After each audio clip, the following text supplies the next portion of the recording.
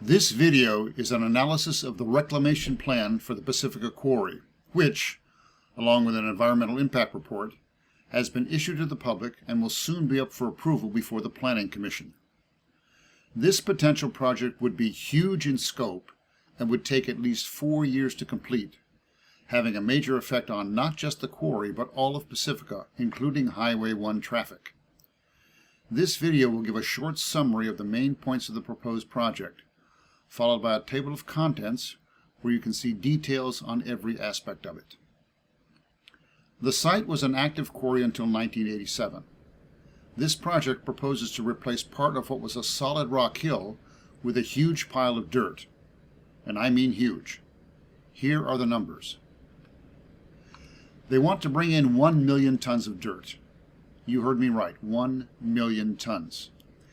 In volume, that is about 1 million cubic yards. This would take over 80,000 dump truck loads. That would result in 161 truck trips per day, 1 in plus 1 out, 10 hours per day, 5 days a week for at least 4 years straight. These trucks are 19 feet long and weigh up to 25 tons loaded, 10 times the weight of a passenger car. They would be entering and exiting the quarry constantly for over 4 years. Here is an overhead view of the site. The trucks would come down Highway 1 from the north and turn right into the unfinished intersection called Old Quarry Road. They would go over the flats on the dirt path, cross over the creek, and dump their load in the bowl. Then they would exit along the paved path next to the creek and out the Vallemar light. This entire area here, the bowl, would be closed off. You can imagine how constant truck traffic would affect this area, and walking along the path would look like this. There would be a flag person directing traffic in the parking lot, as trucks would come in and out of here every 3 to 4 minutes on average, 10 hours a day, 5 days a week. The size and weight of these trucks makes them have 3 times the negative effect on traffic as a typical passenger car, taking much longer to accelerate and slow down for turns. So you can imagine the effect on Highway 1 traffic 10 hours per day. And what about Vallemar School? The pickup and drop-off times are already jammed and high stress, and the addition of a flag person and a steady stream of huge trucks would make this a true nightmare. Twice a day, every school day for at least the next 4 years. And what about the dirt itself? It would be waste dirt from excavation sites, the type of dirt that you have to pay a lot of money to dispose of, potentially resulting in huge profits for the company that put together this plan. Our previous industrial and commercial sites such as shipyards and power stations, where the soil could have many contaminants. And who would test for these toxins? According to the plan, not an independent third party, but the same company that would be paid to dump them. And who is this company? Baylands Soils Pacifica is a paper company about which there is very little information. No website, no phone number that will answer, no history, no reviews, nothing. From documents filed with the state and the city of Pacifica, we know that it was formed in 2018 by 2 people whom, in 2021, were convicted of felony bribery and have been fined and jailed. The current CEO of Baylands Soils Pacifica is the son of one of these felons. I give full details and sources later in the video. So let me summarize.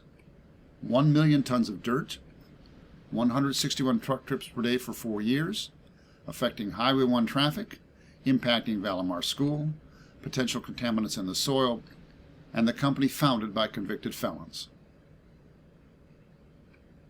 We all would like the quarry reclaimed, with wetlands restored, invasive species removed, and trails made safer. But we don't need a mountain of dirt to do that. The restoration at Maury Point, just over the hill, shows the way. No excess dirt, no disruption, plenty of public support and volunteers.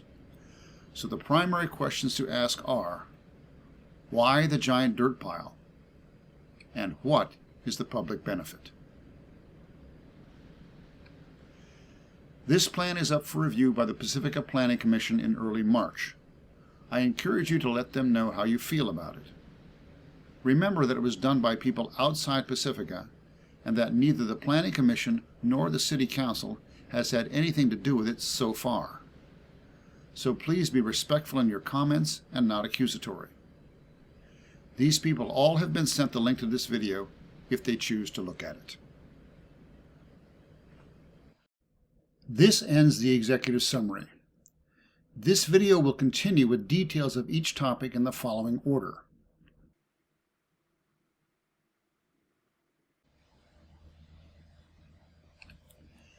The Pacifica Quarry was a side-hill, open-pit mine from which rocks were harvested and sold for construction purposes.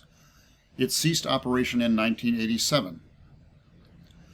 In the year 2000, a new sewage treatment plant began operation with innovative water reclamation techniques and powered by a large solar array. It is built into the hill so that most people who walk in the quarry don't even know it's there. The treated water discharge that flows through the creek to the sea has created a lush, riparian ecosystem complete with a host of plants and animal species, a model of restoration. A paved path was added along the creek, and this land has become a tremendous public benefit, used annually by thousands of walkers, bikers, hikers, and their friends. Even the unpaved areas such as the flatlands here and the bowl here get a lot of use. I have seen groups of 20 or more kids in summer camps having bike races and picnics right here. Flat open spaces are especially valuable since they can be used by people of all ages and abilities, not just those who are able to climb hills. Over the past 3 decades, there have been many proposals for developments in the quarry, all involving housing and going to a vote as the law requires.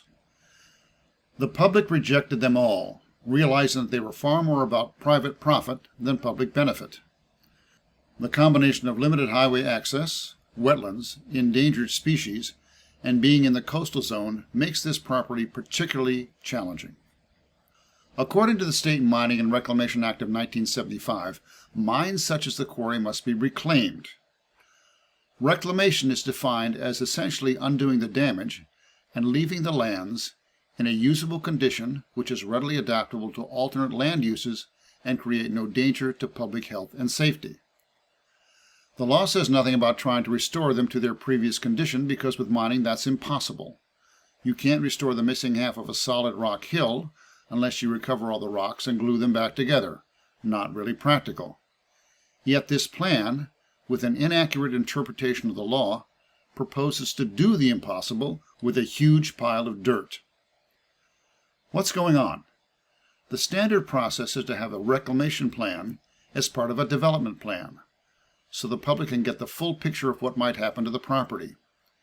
Yet there is no development plan here, and the public is left in the dark. This cart before the horse approach may not even be legal, and it certainly goes against the City of Pacifica's stated intention to have more transparency in government.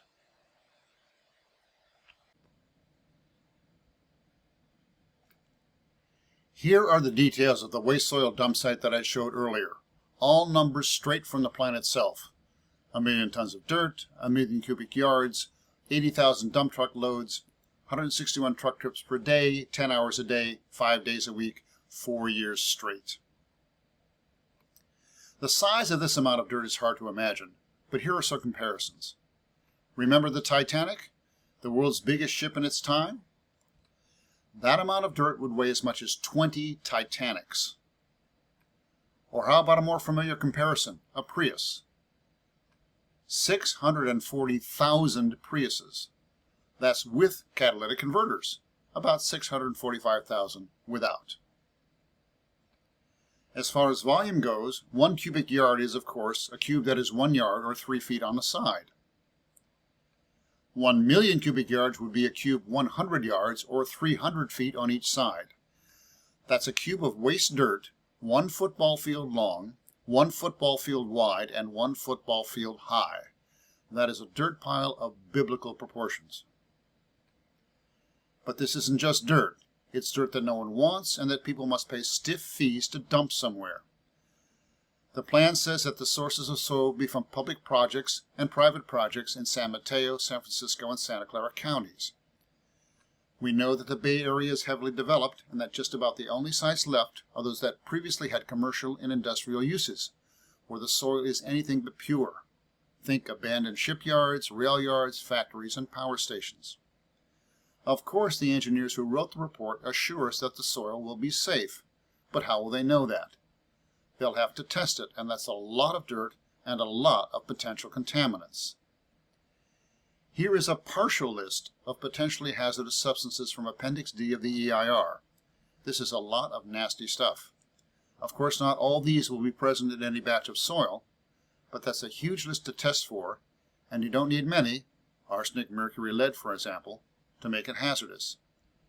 Given all this, you'd think that the testing would be done by an independent third-party company focused on making sure it was done properly. Think again. According to the plan, the verification will be done by the disposal company itself, the very people who are getting paid to dump this dirt, as long as it tests properly. Their incentive is just the opposite of what it should be. The saying, "the fox watching the henhouse," comes to mind. And the incentive to dump as much dirt as possible is tremendous. Here are dump fees given to me by a local engineer from a project he just worked on. Since Baylands soils could only charge the non-hazardous rates, no matter what the tests reveal, let's assume an average of $60 per ton. Here are the estimated project costs from the filed permit. Now let's be reasonable and double it to $7 million, as projects like this almost always go over budget. So here's the math. 1 million tons times $60 a ton equals $60 million, minus 7 million equals about $53 million of potential revenue. We're talking really big money. This project is scheduled to take 4 years and would undoubtedly go longer. What are the chances of some unpredictable, highly disruptive event happening during that time, such as a major earthquake or atmospheric river storm, even worse than what we just had? Probably close to 100%. Think back 4 years. Who could have predicted the pandemic shutting down most of the planet? A major earthquake could cause liquefaction in this huge pile of soil, as happened in the Marina District in the 1989 quake. The project could shut down indefinitely. Even a solid company could go out of business. What about one that's never even been in business? We could sue them, even throw them in jail. One former principal is jailed already. But what difference would it make? We'd still have a huge pile of waste dirt leaching into our soil, our water, our beaches, our community. And once the dirt got here, it would never leave, as who would pay to have it trucked somewhere else? Our legacy for future generations.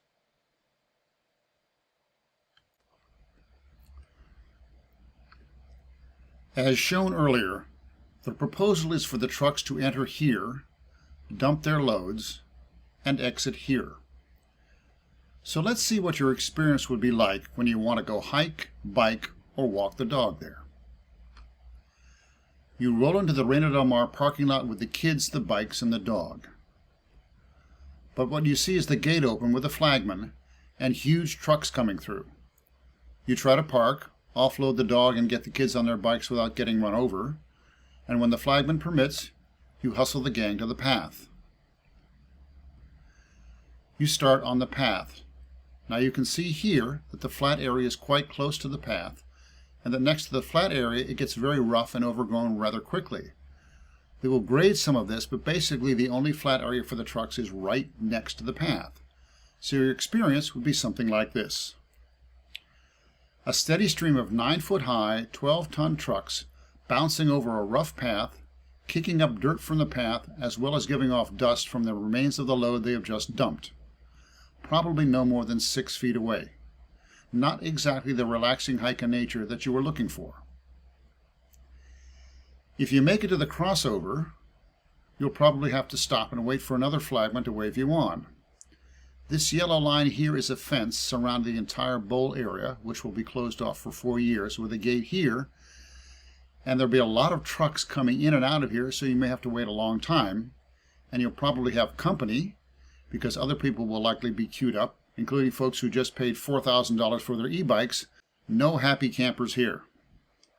When you finally make it past the crossover and head towards Rockaway, you'll encounter the incoming trucks.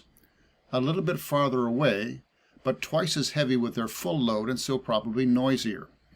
And then you'll go by the quarry bowl itself, with constant engines running and dust wafting in the air as trucks dump their load. And when you get to Rockaway Beach, you'll have to turn around and go back and do it all again. This would be in effect 10 hours a day from 7 a.m. to 5 p.m., 5 days a week. The weekends might be bearable, but in essence this area would be seriously degraded as an enjoyable recreation site for at least 4 years.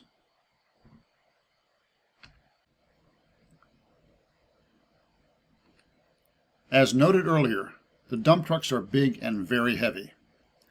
About 19 feet long, 9 feet wide, 9 feet high, 12 tons empty, 25 tons loaded, 10 times the weight of a passenger car, and the 161 truck trips is about once every 3 to 4 minutes constantly during every weekday. You think this might have a negative effect on Highway 1 traffic? You bet. When a truck this size has to make a 90-degree right turn from a highway where cars often go up to 60 miles an hour, it has to slow way down, backing up traffic behind it, even if there's a small exit lane. And when it's slowed or stopped, it takes a long time to accelerate up to speed, slowing traffic even more. This would happen all the way down Highway 1, and especially at the Vallemar light. As I said earlier, each one of these trucks would have the cumulative negative effect of 3 passenger cars, a fact that is well buried among the tables and charts. Here is the chart on page 474 of the report. PCE means passenger car equivalent. Here are the 161 truck trips, divided by 10 hours a day, 16 per hour, equals 48 car trips per hour, almost 1 a minute. And that's not all. The signal at Reina del Mar when you exit the quarry is an Intelligent Transportation System, or ITS. These are lights that use video cameras and only trigger when there are cars waiting, which means that this exit signal currently does not trigger that often, since people only come out of here periodically. But with a steady stream of trucks, this light would trigger constantly, stopping through traffic 10 hours a day. All these factors add up to big trouble for traffic on Highway 1 if this plan is implemented. And of course, this affects every person and every business along the coast.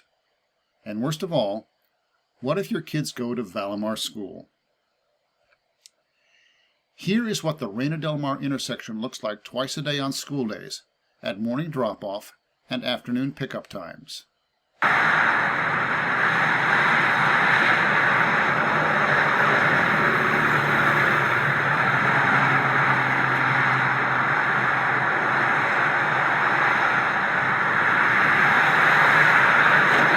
Because the left turn lane coming from the north is so crowded, people pull into the quarry parking lot to loop around and go straight through when the light changes.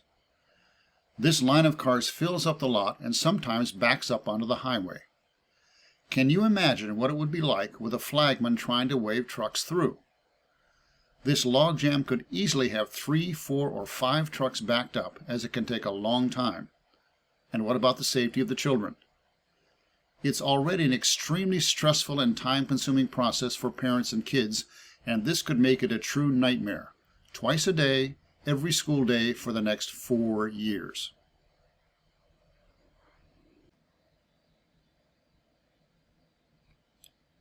The company that paid for the reports and wants to do this job is called Baylands Soils Pacifica. There is very little information available on them, and what I found is sobering, to say the least.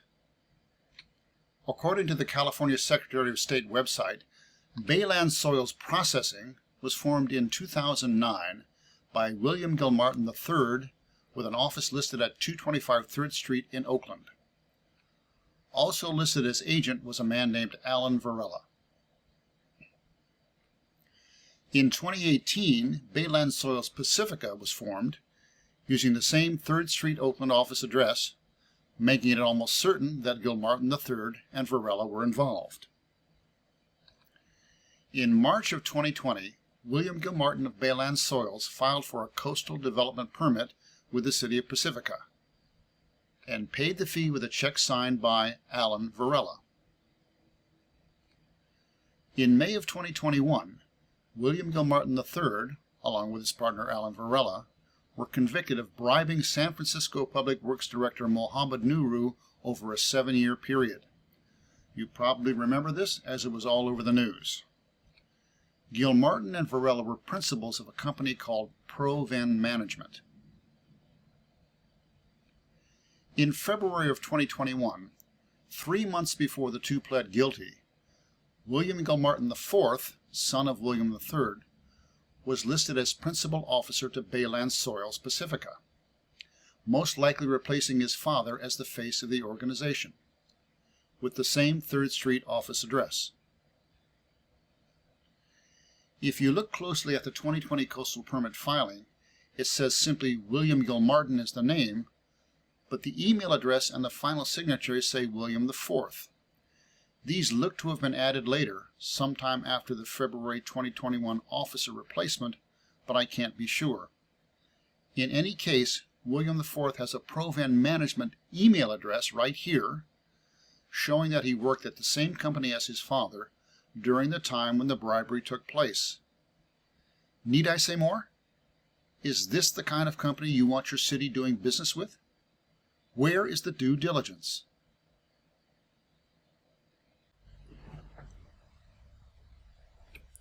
Like many cities, Pacifica is projected to have a financial deficit ongoing in the future. The citizens just passed a sales tax to help fill this revenue gap, and this tax will end after 9 years. The city just commissioned an economic opportunities report which talked a lot about our beautiful environment and what an asset it is and could be for our financial stability. It outlines how we can act now to create the housing and businesses to provide the increased revenue we need. Does essentially shutting down one of our most popular tourist sites for 4 years and increasing traffic to make it harder to get here make economic sense? Do you think a huge waste soil dump site on the California coast might make the national news? Is that the image we want to project to the world? We have a critical 9-year window to get ourselves financially stable. Why cover half of it with dirt? Again, the basic questions need to be asked.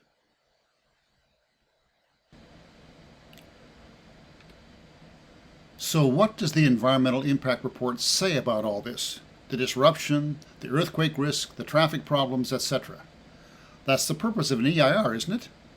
And what do they say should be done about it? Well, very little actually. As the saying goes, the silence is deafening. Here are some quotes from the report and the responses given to public questions. Because right turns can be made without stopping, substantial queuing would not be expected. They're saying that since a steady stream of 25-ton, 19-foot-long trucks turning 90 degrees right on a high-speed highway would not have to come to a complete stop, they wouldn't back up traffic, as if the slowing down would not matter. This is unbelievably absurd. The positioning of the flag person at the project egress would allow for full, unobstructed public use of the Reina Del Mar parking lot, and vehicle safety hazard would not occur. Hey, as long as we had someone waving a flag, everything will be fine. Yeah, maybe if that flag was a Harry Potter wand that could make vehicles levitate. And here's the kicker. Furthermore, truck trips would occur only during the 4-year period of reclamation activities and therefore would not occur on a permanent basis. But look, even if we have a few problems, it'll all be over in 4 years, so why worry about it? So in essence, they're saying that this project of unprecedented scope and risk, continuing every weekday for over 4 years, would have no significant environmental impact, and as long as they add an exit lane and a flag person, it's good to go. The only possible response to this is to ask, what planet are you living on? So let's get back to basics and simplify this situation. The whole point is to make this land safe and usable for people and other living things. Do we need 1 million tons of dirt to do that? Absolutely not. so we can dump the dump and take a look right over the next hill. As noted earlier, just to the north is the Morey Point area, a landscape that was also scarred with erosion from years of haphazard bike and motorcycle trails, dried up wetlands, and invasive species. The GGNRA led a restoration that is a model of success and public engagement. No potentially toxic soil, no risk, lots of support and volunteers. It's been a joy to watch the land come back to life. This is exactly what we should be doing in the quarry. Buried in the back of the Environmental Impact Report in Chapter 6 are alternative plans that were, quote, considered by the engineers who made this report. They were all given a few paragraphs and then dismissed in favor of the main plan because that's what the engineers were paid to do. One of these is the no soil hauling alternative. We should dismiss the main plan and start here. Yes, the quarry is a larger area with more scarring, and we could certainly bring in some soil in certain areas, but not a mountain of it. As stated earlier, this plan is up for review by the Pacifica Planning Commission in early March. Please let them know how you feel about it. Remember that it was done by people outside Pacifica and that neither the Planning Commission nor the City Council has had anything to do with it so far. So please be respectful in your comments and not accusatory. Tell them that you appreciate their public service and that as part of that service they need to do their due diligence, including answering these questions.